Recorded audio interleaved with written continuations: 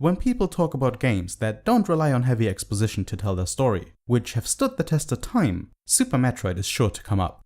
Even though the game is over 20 years old now, there still aren't many games that can match it. With the advent of Symphony of the Night in 1997, the term Metroidvania was crowned.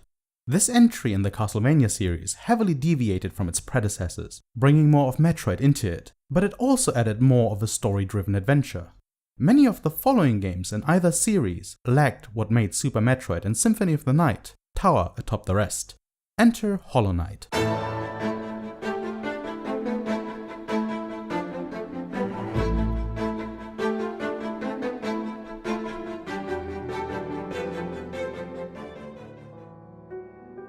I absolutely encourage to play Hollow Knight with as little knowledge as possible and to avoid any types of guides and spoilers at all costs. If you like Metroidvania games, I can honestly assure you that you will love this game. So do yourself a favor, stop watching this video now and go buy the game. I will try to avoid spoilers as much as I can, but to be able to discuss certain aspects of the game that elevated the game for me will unfortunately make it impossible to keep everything under wraps. So once again, I urge you, if you are into this genre, just buy it now, you won't be disappointed. You're starting your adventure inside some empty caverns of a yet-to-be-named location. Following the path ahead of you, you end up in Dirtmouth, a desolate little town with just a single NPC in it. If you wish to, you can talk to him to learn a little bit about Dirtmouth and the dangers below. He'll also tell you to use benches. Very rarely are you ever required to interact with anyone in this game. If you ignore him, he even has a really cute animation accompanied by a little vocal sound to let you know that he isn't just environmental decoration. I was barely 5 minutes into the game at this point, and I was so damn impressed with how everything had been handled so far. Everything you can do up to this point is explained in a way without requiring you to stop doing what you're doing. For instance, in the beginning you can only go to the right, but there's a door wall kind of thing that blocks you from making progress. You press all the buttons until you find the slash button, which breaks it. Now that you know where the attack button is, you're now confronted with a small enemy to hack away at. Just with these two little, let's call them events, you were made aware of two things. Number one, you can break things to create a path, and two, hitting enemies has weight to it, as you'll be bounced backwards. You're not being told, you're experiencing it, which makes it instantaneous knowledge. Further up, you'll come across a small platforming section with a mosquito flying around it. This lets you know that climbing upwards can be a hassle, as enemies won't be so kind as to leave you in peace while you're doing that. Towards the end of this section, you'll even have the ground crumble away under your feet, letting you know that the terrain you traverse can be treacherous at times, as well as a small hidden section that is obscured and opens up once you enter, teaching you to really explore your surroundings. As a bonus, you're even shown a not-so-hidden blue bug nest, which grants you a temporary health increase if slashed away at. For people like myself who like to experiment with their controls a bit at first, before moving onwards, you're also able to figure out a few other things here, namely what you can do while jumping. Normally you can slash horizontally in either direction, but in terms of verticality, you're only able to slash upwards. This changes while in mid-air, where you're also given the option to slash downwards. You're already aware that slashing at an enemy and even certain environmental decorations will push you back if you strike them. I had a big fat smile on my face when I saw that enemies, and again the environmental decorations, can be used as springboards. What I'm really trying to get at, the controls are superb. The way they're explained to you is even better because they really aren't explained per se. You're put in a situation where you can experiment because you're not really given a directive as to what you're supposed to be doing anyway. The current path only leads into one direction, so you know where you're supposed to go. But on that path, there's enough room for experimentation. All your findings will aid you in your quest, but none of which are imperative to your success. As far as I'm concerned, this is a perfect setup.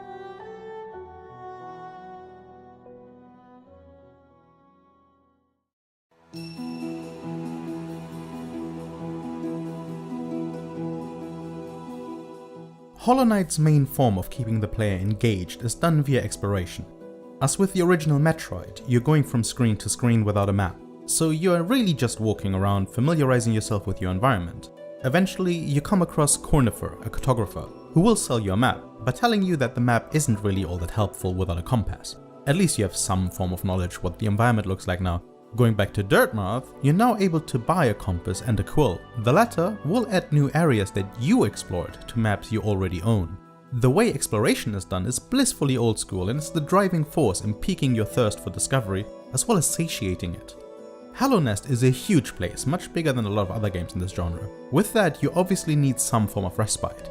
Benches in Hollow Knight act as your bonfires. Lanterns, Kodama shrines, well, they fully heal you, reset your environments, and serve the purpose of checkpoints. Should you die or leave the game, this is where you'll continue your adventure from. In that same vein, coming across a new bench, as well as finding ways to loop around to already discovered benches, always fills the player with a sense of relief and safety. Fast travel comes in two forms, one of which I don't want to spoil, so I'll just be focusing on the one that you find very early on. Throughout the game you'll find stag stations, which, for the most part at least, come alongside a bench, so you're basically given twice the incentive to seek them out. The last stag, which is your means of transportation, also doubles as a historian. Being around for so long, he knows the stations and the areas they are in. Once again, this is completely optional, no exposition is forced upon you, but if you're interested, just hop off the station and interact with him to find out more.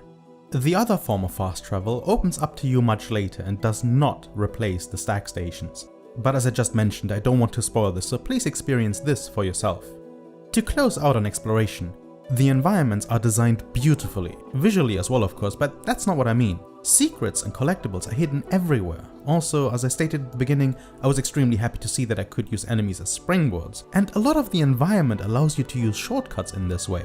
Most of them seem very much intended, so a lot of thought has definitely gone into which enemies are placed alongside ledges and so on. It's an amazing feeling when you make progress in a way that seems like breaking the norm. Again, you don't need knowledge of these shortcuts, but figuring them out is very gratifying.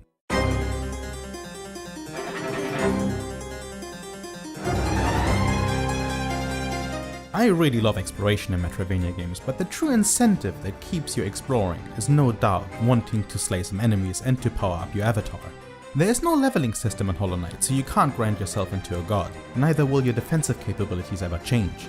If an attack does 1 damage, it will still do 1 damage at the end of the game. If it does 2 damage, it will do just that.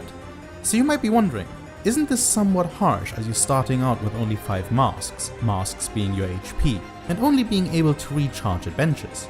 It sure looks that way at first, and when you consider that single usage items such as healing potions don't exist in Hollow Knight, it does seem unfair at first. Your form of resource in this game is called Soul, which is the spherical element next to your health bar. Soul is gained by striking enemies, and a third of your maximum soul can be used to heal yourself. With a full soul container, you're thus able to heal a total of 3 masks. Focusing, which is what you do to utilize soul to heal yourself, does take a bit of time though, so you want to choose the spots in which you heal quite carefully. Of course, this would be too simplistic of a setup, as there's no real decision making involved. This is where spells come in. Spells, which are abilities you learn throughout your adventure, also utilize this very same pool of soul. Spells are very powerful in Hollow Knight, if used correctly, both offensively and offensively in a defensive manner.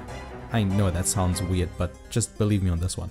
So especially during boss battles, you always have to ask yourself, do you want to attack or do you want to heal? When you're down to 2 masks, this decision could very well be the last you make, prior to waking up at your last bench to track all the way back to the boss you just died to.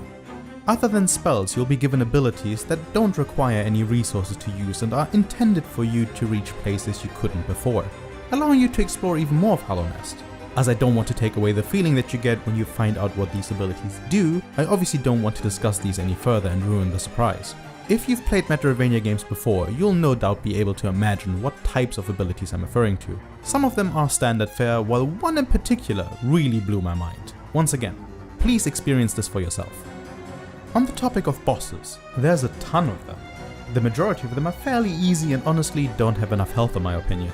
I was able to beat the majority of them on my first try without dying. In turn, I died to the very first boss about 6 times I think.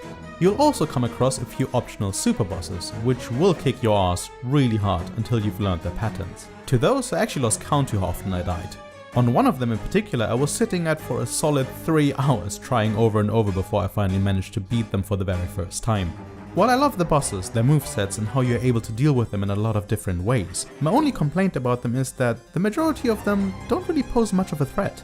In itself, this is fine and highly subjective of course. Some people will find some bosses harder than others, while others might breeze through those and struggle at the first boss for a bit like myself. The super bosses, of which there are 3, well 4 maybe, are really cool additions, and I wish there were more of them to add a bit of an optional challenge to the game. This should be optional of course, which means I don't find any real fault with the current setup, since the difficulty is rather subjective and depends on how you play the game.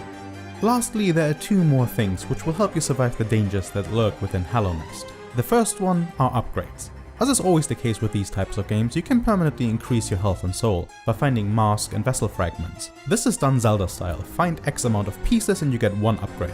The same goes for your weapon. Throughout your adventure you'll be able to upgrade that. You'll know that you found all the upgrades once you've unlocked the achievement for it.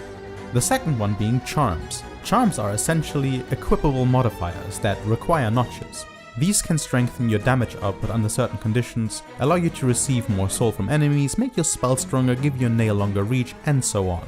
You'll be able to find a lot of charms throughout your adventure, and you'll be able to equip more charms, allowing you to combine certain effects which stack to really let your playstyle shine.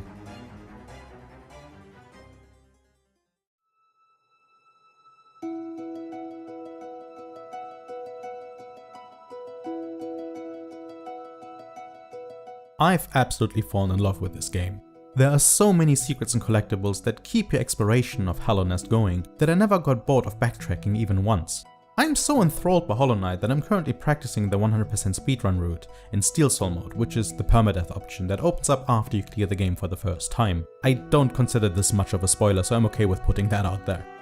I'm not really following the indie development scene, so this game flew under my radar for a very long time. I wasn't aware of the Kickstarter campaign in 2014, I didn't see any trailers, nothing. The reason I'm not following indie titles is that whenever I get to play one, 99 times out of 100 it feels more like I'm playing a tech demo rather than a full-fledged game.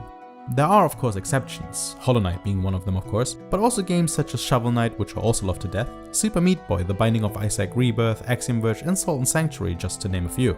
It just so happened that I was specifically looking for a good Metroidvania game in May of 2017, and Hollow Knight popped up, only having released a mere 2 months prior to raving reviews on Steam. Since I was looking for a Metroidvania game, I didn't want to watch trailers and the likes, to make sure that I don't get spoiled, essentially expecting certain things to happen from the moment I started the game because I saw them in the trailer. So I just bought it and started playing, and I'm very happy that I did it this way. I intentionally neglected to talk about the story aspects of the game in this video. I can honestly say that I enjoyed both the plot and the lore behind it a lot. As is the case with Soulsborne games though, for the most part you will have to want to know about it and go out of your way to consume it. The game rarely forces any sort of long monologue upon you. Going into the game blind, you will no doubt have questions though, and most of them are answered if you so choose to talk to the NPCs in Hallownest. Graphics are another point I ignored. While I think the game looks absolutely stunning and is animated to the same high standard, the two sides of the coin go a bit like this. On one side, graphics are always a highly subjective point of view, while on the flip side, they don't really add much in a discussion about gameplay. Hold up, I hear you say. You act like this is the first game in 20 years to do all this. Why are you ignoring great games such as Axiom Verge and Salt and Sanctuary?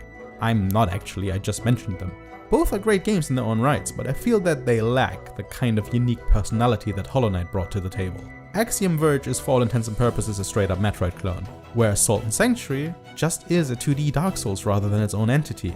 Again, I think both are stellar games and extremely fun to play, just not to the degree of what I experienced with Hollow Knight. What I am guilty of is not having played Ori and the Blind Forest yet, which is an error that I will remedy in the very near future.